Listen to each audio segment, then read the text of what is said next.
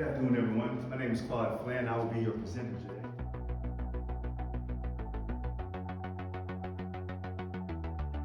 Today we're going to talk about the 4 P's and how important it is to provide the ultimate customer service for your business. We're going to talk about the 4 P's that drives your business.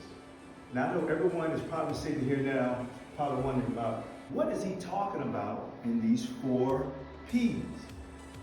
Well, I'm glad you asked, right? I'm glad you asked. What we're going to talk about, number 1, we're going to talk about people, right? That is our most precious asset that we have in any company, is our people. Then we're going to talk about placement. That's the 2nd P, all right? We're going to discuss that today. Then, of course, we're going to talk about policy. And next, we're going to talk about procedure and how important these things are. These are the 4 elements that drives great customer service in any company. In any company. And this is why we have to make sure that as leaders of a company, as managers of a company, as supervisors of a company, and guess what?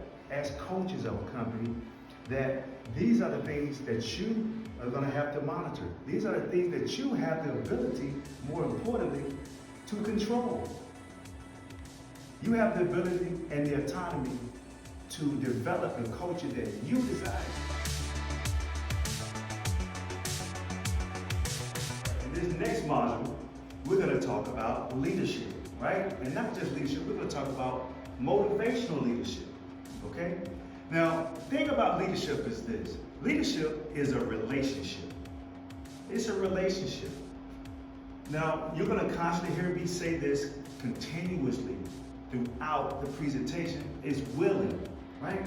We have to be willing to do certain things, right? That's why we became grown, right? Because that way we get to do what we want to do. The thing about willing, I'm saying, is this. We have to be willing to find out our employees why. Yes, everyone has a why. We have to be willing to find out that why and what it is, right? Because there's going to become a time that you're going to have to motivate them. Yes, motivate them. This is why I call you a coach. You have to teach, train, coach, and motivate. We actually have a slide on that, a module on that. We're going to talk about those types of things. But as a leader, the most successful leaders know how to motivate the people, and they know something about the person that they manage, lead, supervise, and even coach. Now, I'm not saying that you have to become best friends with everyone. I'm not saying that you have to go out to dinner with people, you have to go out and have drinks. But you have to be willing to know something about them if you want to lead them. How can you motivate or lead anyone if you don't know anything about them? Your why is not the same as his why. And her why is not the same as his why. Everyone has a different why. Now we can use the example of Nick Saban. Now you can say what you want to say about Nick Saban, the head coach from Alabama.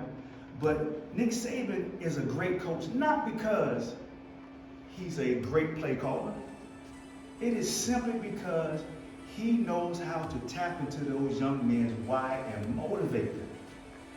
Each one has a why, and he took the time to find. He knows something about them, because we all know in leadership that adversity will hit. It's gonna come, and what are we gonna do? How are we gonna motivate that person? How are we gonna pull them out? Yes, I'm talking about the same people that you hired that said they want to work for your company. The same people that you pay every 2 weeks. Yes, I'm talking about those people. You still have to know something about them, and you're still gonna have to be able to motivate them sometimes. It's just going to happen. It's human. This is where you're going to earn your money. All right? This is where you're going to earn your money. Becoming an expert problem solver. Dealing with conflict. Now, this is something, here again, I'm going to have to use that word, willing. This is something you have to be willing to do. You can't avoid it. We're going to talk about that. Because guess what? It's not going to go anywhere. It's not going to go anywhere. You avoiding it is not going to go anywhere.